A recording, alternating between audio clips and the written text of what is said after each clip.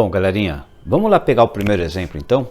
Vocês vão ver como é bem simples, né? Parece uma coisa complicada, mas a hora que a gente começa a trabalhar, o lei dos cossenos fica bem simples, ó. Eu quero calcular a medida C, indicada na figura abaixo, tá? Eu tinha um triângulo aqui A, B e C. Ele diz que o A vale 4, o B 3 raiz de 2 e o ângulo C, né, esse circunflexo em cima significa ângulo, né? O ângulo C vale 45 graus. Então o que está em vermelho aqui foi o que o problema deu. O que eu fiz? O que está em preto é o que eu coloquei quando eu comecei a resolver o problema. Então o A vale 4, o lado A, que está oposto ao vértice A, vale 4. O lado B, que está oposto ao vértice B, vale 3 raiz de 2. E eu coloquei aqui o ângulo de 45 graus. Reparem, eu não posso usar aqui seno, cosseno e tangente, corri, cair, coca, porque eu não tenho aqui hipotenusa. Tem gente que pega um triângulo qualquer e usa a trigonometria do triângulo retângulo, tá? Eu não tenho hipotenusa aqui, eu não tenho ângulo reto, tá? Mas reparem que eu tenho um ângulo e os dois lados adjacentes ao ângulo.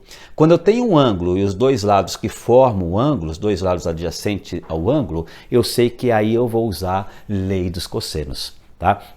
Então, para você entender, quando é que usa a lei dos senos e a lei dos cossenos? A lei dos cossenos é quando eu tenho um ângulo e os lados adjacentes. E como é que eu faço isso? Eu não preciso decorar a fórmula, tá? Essas fórmulas aqui, pessoal, você não precisa decorar, você precisa saber isso aqui. Olha só, o que eu vou pegar? Eu vou pegar o lado oposto ao ângulo e vou colocar o quadrado. Então, o quadrado do lado oposto ao ângulo, C ao quadrado, é igual à soma dos quadrados dos lados adjacentes, ou seja, a soma dos quadrados dos lados adjacentes. 4 ao quadrado e o quadrado de 3 raiz de 2.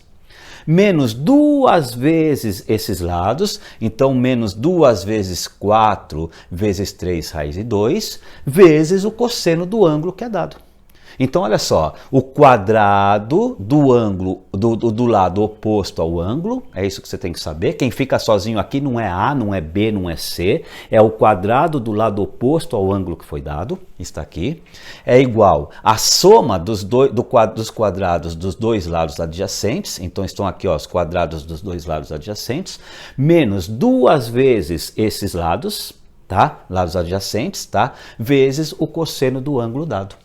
E aí a gente resolve, aí vira cálculo, né? Aí a coisa fica fácil. Ó, o quadrado de 4 é 16, o quadrado de 3 é 9, o quadrado de raiz de 2 é 2, né? Então vai ficar 9 vezes 2, né? Isso aqui entra em propriedades de radicais, né? Então o quadrado da raiz quadrada de 2 é 2, porque raiz de 2 vezes raiz de 2 dá raiz de 4 e raiz de 4 é 2. Ou eu posso simplesmente simplificar esse 2 com esse 2, tá?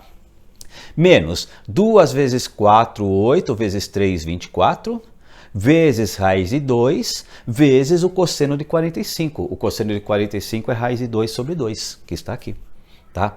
E aí eu vou fazendo as contas, ó, 2 vezes 9, 18, raiz de 2 vezes raiz de 2. Reparem que eu tenho aqui uma multiplicação, né? Eu estou fazendo raiz de 2 vezes raiz de 2. Toda raiz quadrada multiplicada por ela mesma dá o radicando, dá o número que está dentro, tá? Então, raiz quadrada de 2 vezes raiz quadrada dá 2, de 2 dá 2 sobre 2.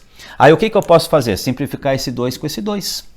Não é? A hora que eu simplifico esse 2 com esse 2, 16 mais 18 dá 34, menos 24. 34 menos 24 é 10. Aí o que eu tenho que fazer? É a operação inversa, eu tenho que pegar esse 2 e jogar para cá.